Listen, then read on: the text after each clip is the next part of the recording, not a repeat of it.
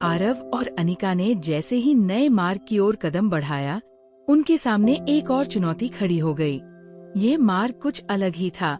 ये न केवल शारीरिक रूप से चुनौतीपूर्ण था, बल्कि मानसिक और भावनात्मक रूप से भी एक बड़ी परीक्षा थी। अजनबी रोशनी और हवा का तेज झोंका उनके रास्ते को और भी रहस्यमय बना रहा था। चारों ओर गहरी चुप थी, जैसे इस मार्ग के बीच में कोई अव्यक्त शक्ति छिपी हुई हो। ये रास्ता कैसा है? अनिका ने धीरे से पूछा। उसकी आवाज में एक अजीब सा डर था। उसे ये महसूस हो रहा था कि इस रास्ते पर कुछ अप्रत्याशित था, कुछ ऐसा जो उसने पहले कभी अनुभव नहीं किया था। आरव ने गहरी सांस ली और उसकी ओर देखा। ये हमारी यात्रा का सबसे कठिन हिस्सा हो सकता है। हमें पूरी तरह से तैयार रहना होगा। इस रास्ते पर हमें अपनी आंतरिक शक्ति और ज्ञान को और भी गहरे स्तर पर समझना होगा। दोनों धीरे धीरे उस मार्ग पर बढ़े और जैसे जैसे वे आगे बढ़ते गए, उन्हें महसूस होने लगा कि उनके आसपास की दुनिया धीरे धीरे बदल रही थी। अब वे एक पूरी तरह से अलग प्रकार के परिदृश्य में थे। चारों ओर विशाल पर्वत और कटीली झाड़ियां उगी हुई थी। रास्ता संकरा होता जा रहा था और हर कदम पर एक नजदीकी खतरा महसूस हो रहा था। अचानक उनके रास्ते में एक विशाल दरवाजा आ गया। ये दरवाजा बेहद पुराना और खंडहर जैसा दिख रहा था, जैसे समय के साथ इसकी शक्ति भी कमजोर हो गई हो। दरवाजे पर कुछ गहरे शिलालेख थे जो ये इंगित कर रहे थे कि कोई पुरानी शक्ति यहाँ छिपी हुई थी। हमें क्या करना चाहिए? अनिका ने चुपचाप पूछा, लेकिन आरव ने बिना कोई जवाब दिए दरवाजे की ओर कदम बढ़ाए। जैसे ही उन्होंने दरवाजे के पास कदम रखा, उसमें हलचल हुई और दरवाजा अपने आप खुलने लगा। ये संकेत है, आरव ने कहा।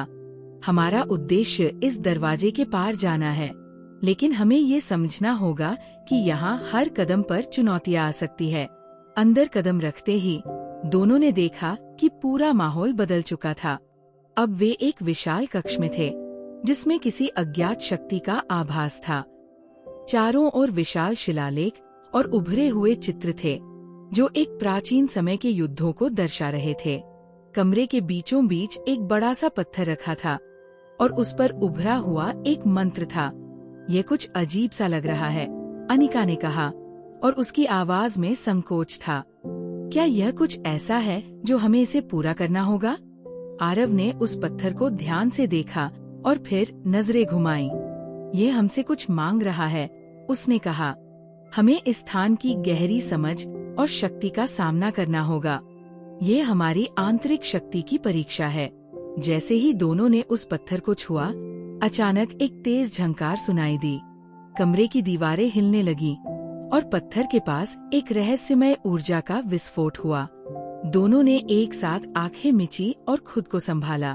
ऊर्जा इतनी प्रचंड थी कि उन्हें ऐसा महसूस हुआ जैसे वे किसी अन्य दुनिया में प्रवेश कर रहे हों। ये क्या हो रहा है? अनिका ने चिल्लाया। ये ऊर्जा हमें हमारे सबसे बड़े डर का सामना करने के लिए मजबूर कर रही है, आरव ने कहा। हमें अपनी आंतरिक शक्तियों का सही तरीके से इस्तेमाल करना होगा।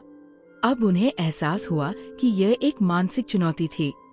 वह ऊर्जा उनके भीतर की सबसे गहरी और छिपी हुई डरावनी भावनाओं को बाहर लाने की कोशिश कर रही थी। अचानक उनके सामने उनके अतीत के भय और संघर्ष उभरने लगे। अनिका को अपनी गलतियां याद आने लगीं और आरव को उन लोगों की याद आई जिनसे वह दूर हो गया था। उनके मन में संकोच और डर पैदा हो गया, लेकिन दोनों ने एक दूसरे की आंखों में देखा और एक दूसरे को हिम्मत दी। हम इसे पार कर सकते हैं, आरव ने कहा। ये सिर्फ एक परीक्षा है। जैसे ही दोनों ने अपने डर और कमजोरियों को सामना किया, ऊर्जा का प्रवाह धीरे धीरे शांत हो गया। वह प्रकाश अब एक उज्ज्वल आभा में बदल चुका था और दोनों ने महसूस किया कि उनका आंतरिक संतुलन लौट आया है। हमने इसे पार किया, अनिका ने राहत की सांस ली। लेकिन ये क्या था? आरव मुस्कराया। ये हमारी आंतरिक शक्ति की सबसे बड़ी परीक्षा थी। अगर हम इस पर काबू पा सकते हैं, तो हम किसी भी चुनौती का सामना कर सकते हैं। उसके बाद कमरे में सब कुछ शांत हो गया। पत्थर से उभरे हुए संकेत अब मंद हो गए थे और कमरे की दीवारों पर दिखाई दे रहे चित्र अब और अधिक स्पष्ट हो गए थे।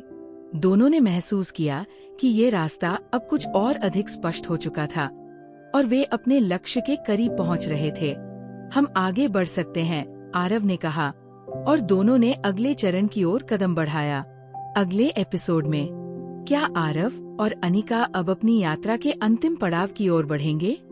क्या वे अपनी आंतरिक शक्ति और एकता के साथ अपनी आने वाली चुनौतियों का सामना करने के लिए तैयार होंगे?